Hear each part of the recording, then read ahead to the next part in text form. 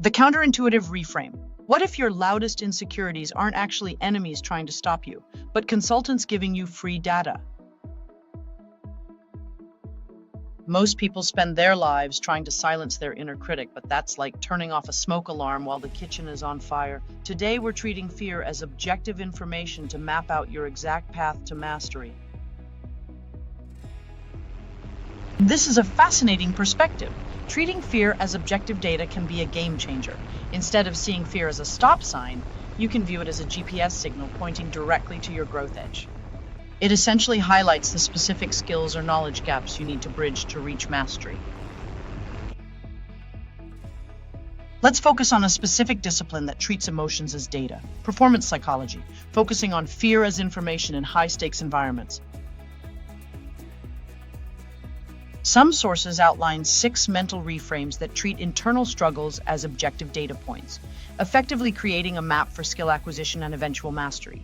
Skill mastery, internal struggles as data points. Treat struggles.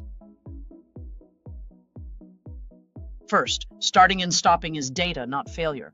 Instead of viewing inconsistent progress as a character flaw, treat it as experimental data. Mastery, mapping, analyze the stop-start cycle to identify misalignments. Skill gaps or unaddressed obstacles.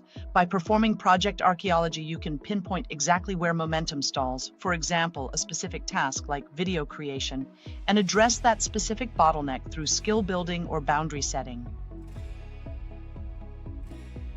Second, separate identity from temporary states.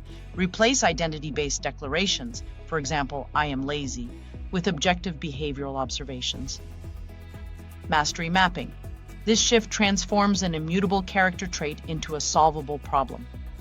By using phrases like not yet, you acknowledge a temporary state, such as lacking a specific system or skill, which creates the psychological space necessary to develop the missing capacity. First step to success. Rather than focusing on the intimidating distance to a goal, second step to get there, focus on establishing neural pathways through small, daily actions. This is the third step to achieve it.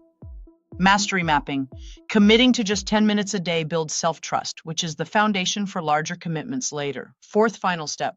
These micro-commitments prove you can follow through, turning doing the thing into a regular habit that yields significant results over time. Fourth, transform fear into curiosity. Treat fear as information rather than an instruction to stop. Mastery.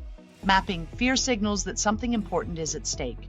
By applying a curiosity framework, asking what specifically is feared and what the evidence is, you can create contingency plans and move forward with objective awareness rather than blind anxiety. Fifth, reconnect with purpose beneath performance. Shift focus from external validation and metrics to the authentic reason for the work. Mastery mapping. Anxiety often stems from pursuing someone else's definition of success. Reconnecting with your personal why helps you bypass performance anxiety and ensures your path to mastery is aligned with your own values, making the effort more sustainable and meaningful. Sixth, design an environment that reinforces possibility.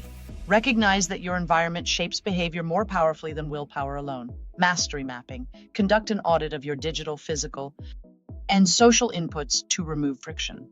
By intentionally surrounding yourself with supportive relationships and visual reminders of progress, you create a system that reinforces your desired outcome and reprogram default patterns of doubt.